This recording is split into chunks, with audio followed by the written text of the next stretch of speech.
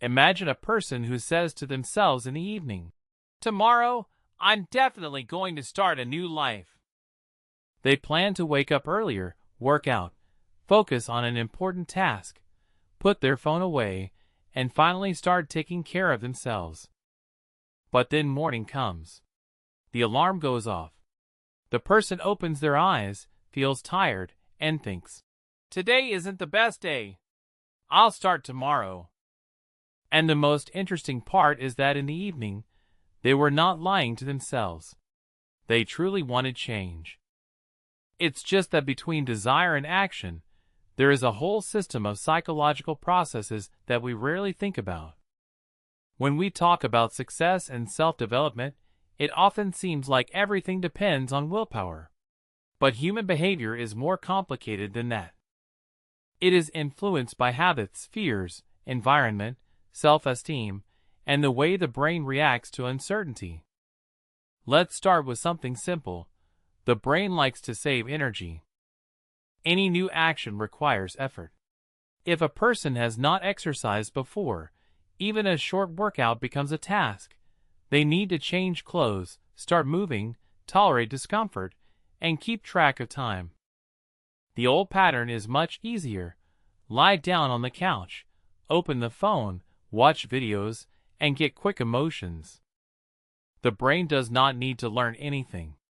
It already knows this path.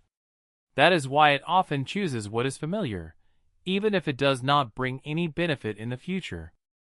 This is how behavioral automation works. We repeat an action many times, and the brain turns it into a familiar route. For example, tiredness, phone scrolling, temporary relief. Or anxiety, procrastination, a short feeling of safety. From the outside, this may look like laziness.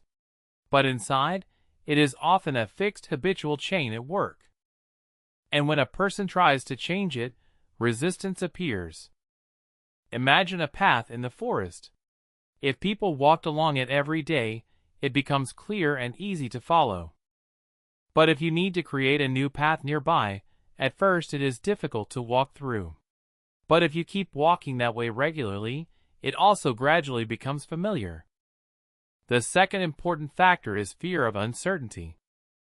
When a person starts something new, they do not know whether they will succeed. They may think, "What if I make a mistake? What if I waste my time? What if people judge me?" The brain tries to protect the person from pain, shame, and disappointment. The problem is that it does not always distinguish real danger from the normal process of learning. If a person tries something new and makes a mistake, it does not mean they are incapable. It means they simply do not have enough experience yet. Sometimes a person procrastinates not because the goal is unimportant, but precisely because it is too important. When a child learns to walk, they fall many times. But no one says, "Apparently, walking just isn't for them." Everyone understands. Falling is part of the process. But adults often see their own mistakes differently. If something does not work out quickly, they think, "That means this is not for me." Every skill looks uncertain at first. Studying, sports, a new profession, creativity, discipline, all of this requires a period when a person does things slowly, unevenly, and with mistakes. Another important mechanism is comparing yourself to others. Today, we constantly see other people's results, money, body, career, confidence, a beautiful life. But usually, we only see the final picture. We do not see the years of attempts, failures, exhaustion, doubts, and moments when the person wanted to give up. Growth almost never happens in a straight line. It is more like an uneven graph: progress, setback, pause, mistake, return, and another attempt. Many people think they first need to believe in themselves, and only then start taking action. But often, it works the other way around. Confidence appears after the experience of completed actions. If a person promises themselves every day that they will start, but never starts, they gradually stop trusting themselves. But if they set a small task and complete it, the brain receives a new signal. I can do what I've planned. It can be 10 minutes of reading, a short walk, one lesson, one completed item from a list. One workout does not change the body.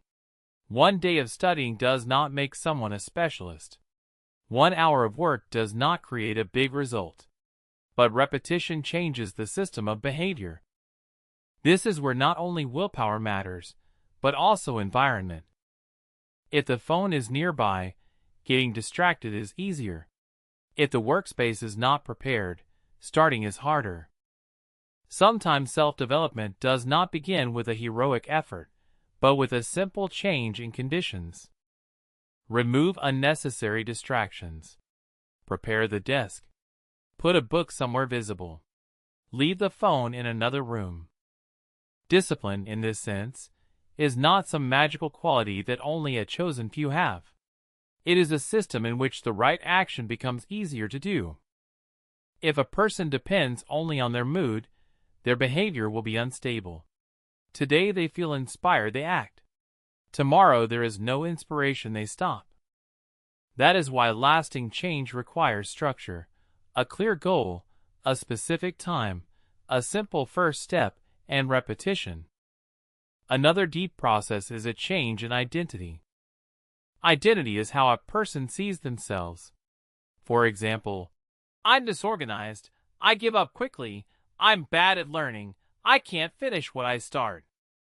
If a person sees themselves as someone who always quits, every slip-up will feel like confirmation.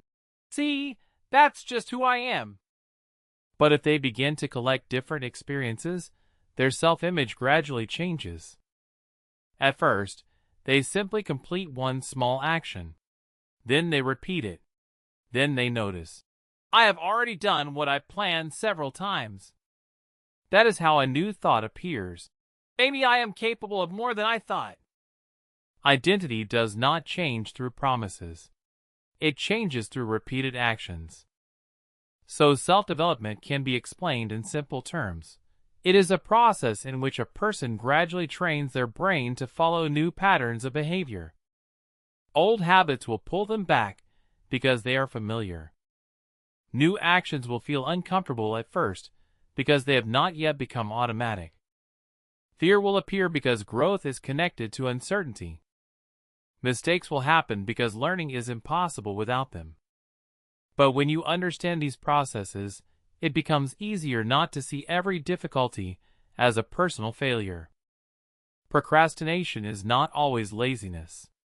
Sometimes it is a way to avoid anxiety. A setback is not always the end. Sometimes it is a sign that the first step was too difficult. Lack of motivation is not always weakness.